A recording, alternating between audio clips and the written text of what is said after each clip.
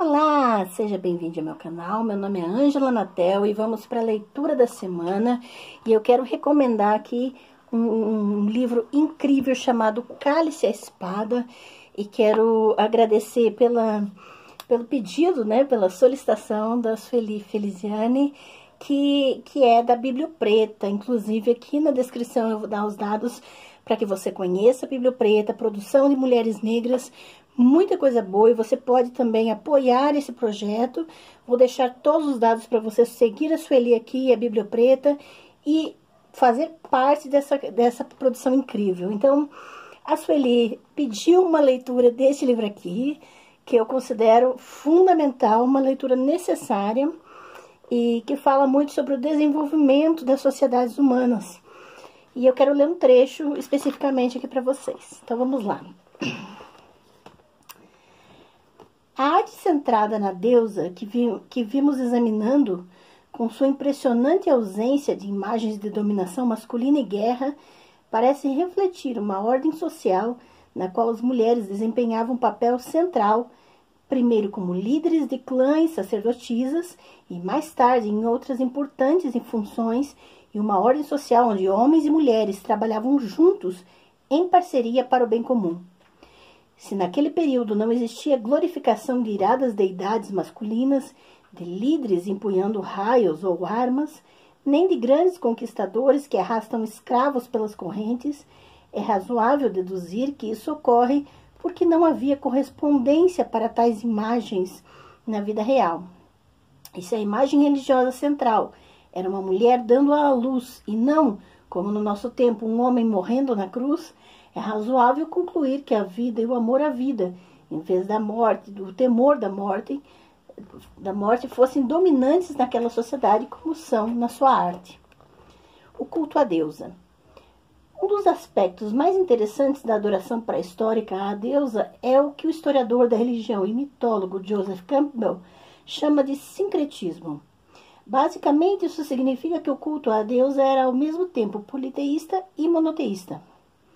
Politeísta porque ela era adorada sob vários nomes e diferentes formas, mas era também monoteísta porque podemos afirmar com propriedade que aqueles povos tinham fé na deusa, assim como nós falamos de fé em Deus enquanto entidade transcendente.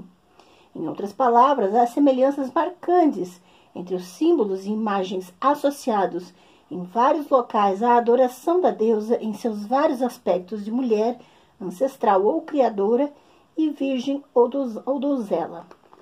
Uma explicação possível para essa formidável unidade religiosa pode ser essa. A deusa parece ter sido adorada originalmente em todas as sociedades agrícolas antigas. Há evidências de divinização da fêmea, que por sua natureza biológica dá à luz e sustenta seus filhos exatamente como a terra, nos três centros principais que originaram a agricultura: Ásia Menor, Sudoeste Europeu, Tailândia e Sudoeste Asiático, e mais tarde também na América Central. Em muitas das primeiras histórias da criação conhecidas, originárias de lugares muito diferentes do planeta, encontramos a deusa mãe como fonte de toda a existência. Nas Américas, ela é a senhora da saia da serpente, algo interessante porque, como na Europa, no Oriente Médio e na Ásia, a serpente é uma de suas manifestações básicas.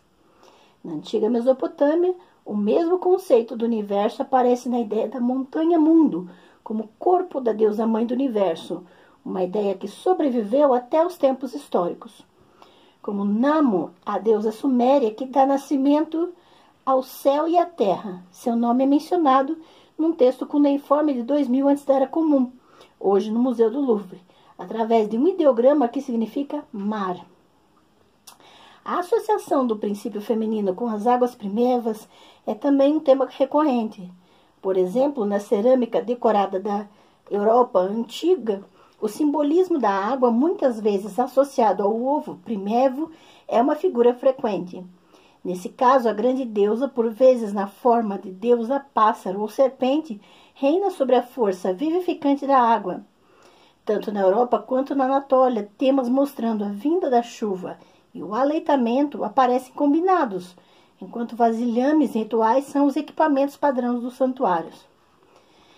Sua imagem é também associada a vasilhames para água, que por vezes são moldados à sua imagem antropomórfica. Como a deusa egípcia Nut, ela é uma unidade fluida das águas celestiais primordiais. Mais tarde, como a deusa cretense Ariadne, a muito sagrada, e a deusa grega Afrodite, ela surge no mar. De fato, tal imagem ainda era tão poderosa na Europa cristã que inspirou Botticelli a pintar sua famosa Vênus saindo do mar. Muito embora essas coisas também não nos sejam ensinadas nas lições sobre a evolução cultural humana, muito do que evoluiu nos milênios da história do Neolítico permanece conosco até hoje. Como escreve Millard, isso formou a base sobre a qual culturas e civilizações posteriores construíram. Ou, como coloca Gimbutas, mesmo depois que o mundo que representavam havia sido destruído, as imagens míticas dos nossos antepassados neolíticos, adoradores da deusa, persistiram no substrato que alimentou o desenvolvimento cultural europeu posterior, enriquecendo abundantemente a psique europeia. De fato, examinando de perto a arte do Neolítico, é impressionante a quantidade de imagens da deusa que sobreviveu. Igualmente impressionante é que a maioria das obras de referência sobre história da religião não fala desse dado fascinante. A deusa grávida do Neolítico descende diretamente das Vênus barrigudas do Paleolítico, e a mesma imagem sobrevive na Maria grávida da iconografia cristã medieval. A imagem neolítica da jovem deusa ou donzela é ainda venerada no seu aspecto de Santíssima Virgem Maria. E, obviamente, a figura neolítica da deusa mãe, segurando nos braços o divino filho, ainda sobrevive de modo bastante exuberante em toda parte, como a Madonna com o menino do catolicismo. Imagens tradicionalmente associadas à deusa, como o touro e o bucânio, ou apenas os chifres do touro, símbolos do poder da natureza, também sobreviveram até os tempos clássicos e chegaram à era cristã. O touro foi mais tarde adotado pela mitologia patriarcal pagã como seu símbolo central. E ainda mais tarde, o deus touro com chifres, símbolo do poder masculino, foi convertido na iconografia cristã em símbolo de Satã ou do mal.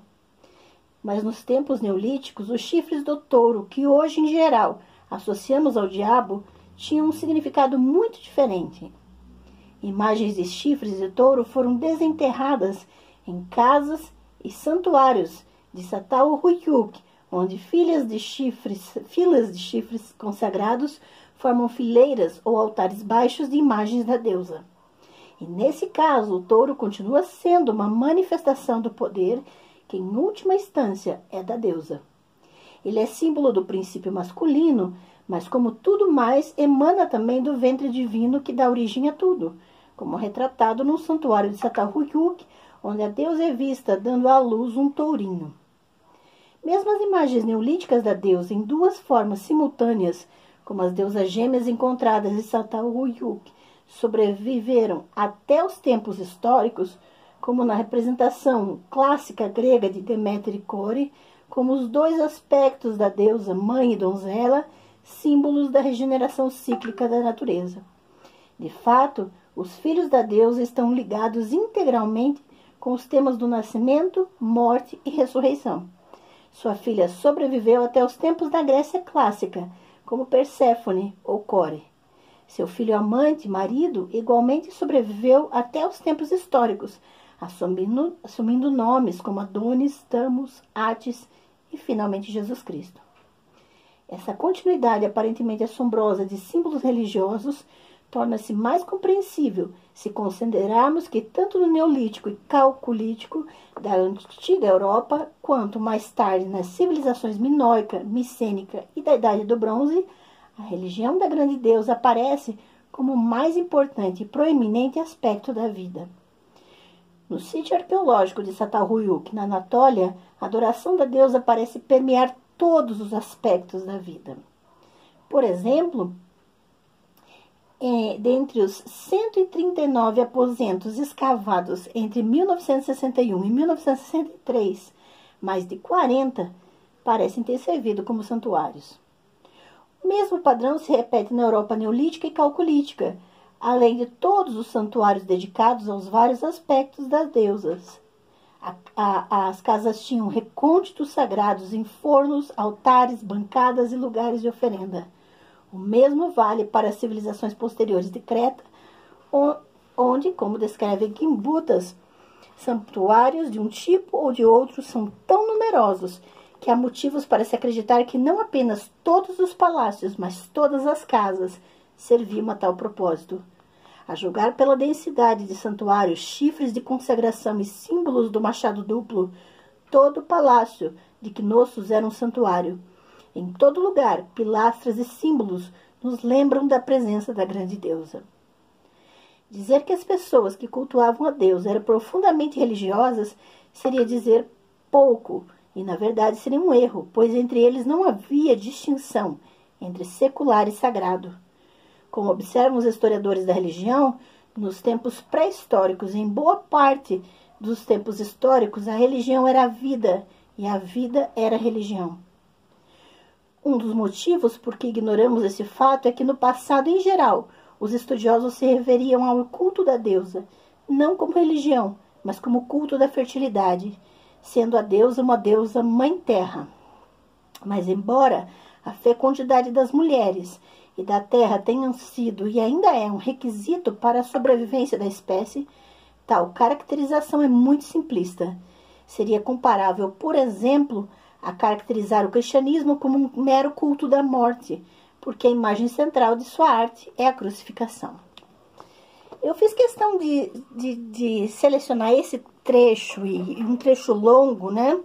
Uma leitura um pouquinho mais ampla, para dar um pouquinho mais de profundidade ao entendimento dessa obra. Essa obra que é riquíssima, recomendo muito, principalmente porque ela vai abordar algo que poucos estudiosos abordam. Uma autora que é fantástica, porque ela traz à tona as mudanças tecnológicas das sociedades antigas, da agricultura para a atividade pastoril e como essas atividades influenciam e vice-versa, né? E quando as divindades femininas são substituídas por divindades da guerra, por deuses da guerra, exatamente por causa do acúmulo de bens, o acúmulo, né, econômico.